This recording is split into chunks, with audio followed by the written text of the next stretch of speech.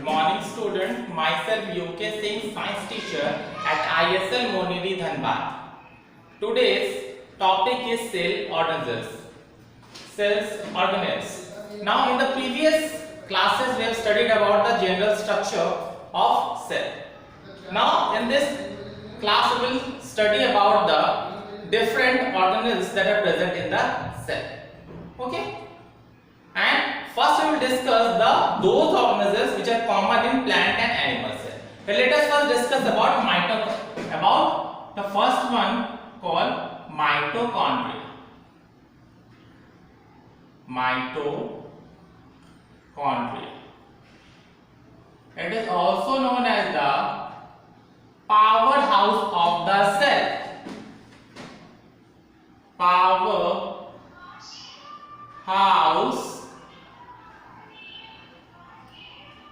of the cell because it is a site of cellular respiration. It is a site of cellular respiration.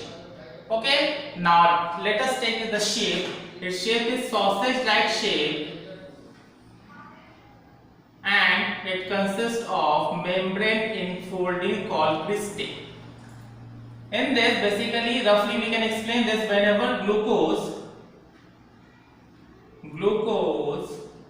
in the presence of oxygen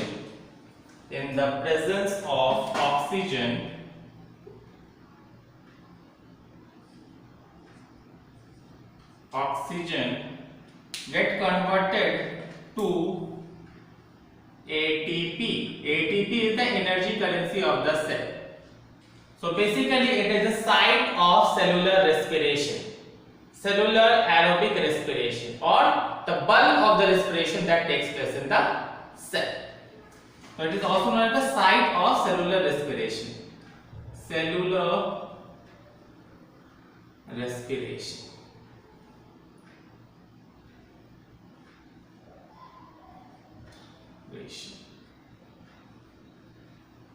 Now moving to the next organelles, that is ribosomes.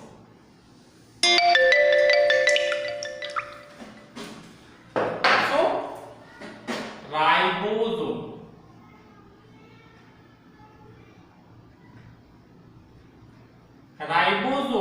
are those organelles in which protein synthesis takes place. They are also known as protein factory. Protein synthesis.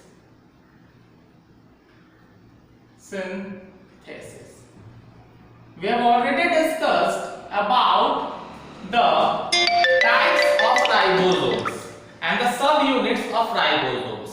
How these ribosomes actually accumulate different amino acids to form protein. So the subunits are like this: the smaller subunit and the lower one is the larger subunit.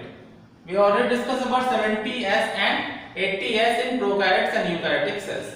Now these actually helps to bind different components or the basic units of protein called amino acid.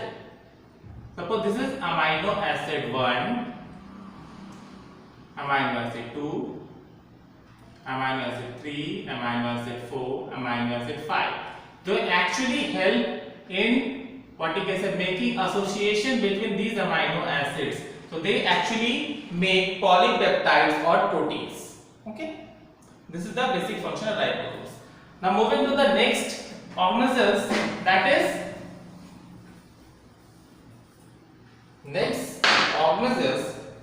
is present only in, okay, let us say the common one, Golgi bodies. Okay, Golgi bodies has got its name in plants, in animal cell. In the plant cell, the same organism is known as dictyozoa. So basically, Golgi bodies in animal cell, although the function will remain the same. Animal and dictyosome in plant cell.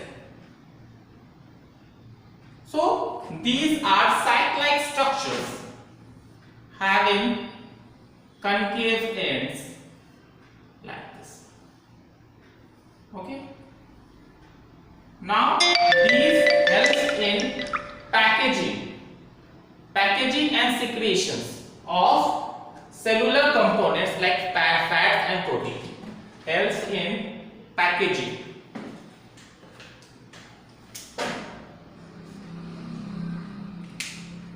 Packaging and synthesis.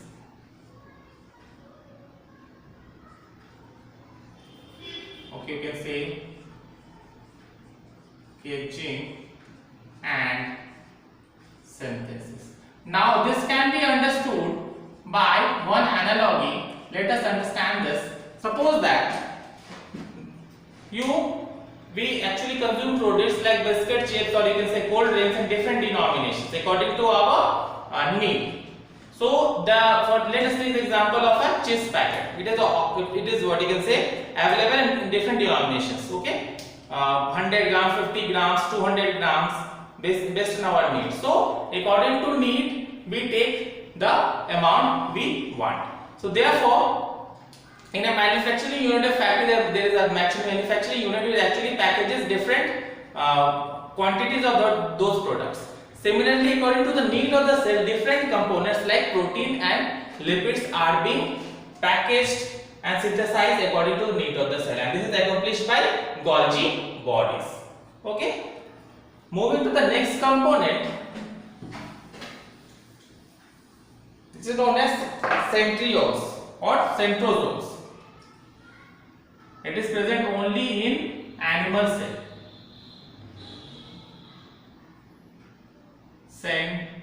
Centrosome. These are these bodies which consist of two perpendicular subunits which lie perpendicular to each other. It actually helps in formation of spindle fiber. Spindle fiber, which helps in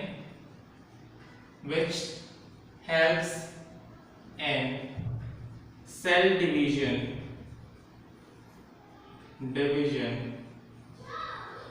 in plants. Okay, helps in actually they weave this kind of splinters which help in cell division.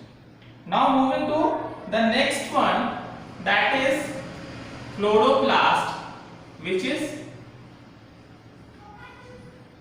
present only in plant cell. So chloroplast are different units. We will not go into the details. So let us consider the figure of a chloroplast. It consists of double membrane structures, and in which there are different structures, this coins-like structure, which are known as thylakoids, which are joined through stroma lamellae, thylakoids, and these are known as grana, and this the liquid part is stroma. Okay, so you don't have to just go through the simple diagram of this. Chloroplast consists actually the site of photosynthesis. So because in this region photosynthesis takes place. Because of this organism, photosynthesis takes place in plant cell. Apart from this, there are other cell organisms such as lysosomes. Lysosomes are actually called suicidal bags. It consists of many enzymes. Okay, hydrolytic enzymes which help in what you can say help in digestion, or you can say help in fighting the cell against the intruding pathogens, or also help in producing energy from the reserve food material like glycogen and fats during starvation. So these are most of the cell organisms are now been covered.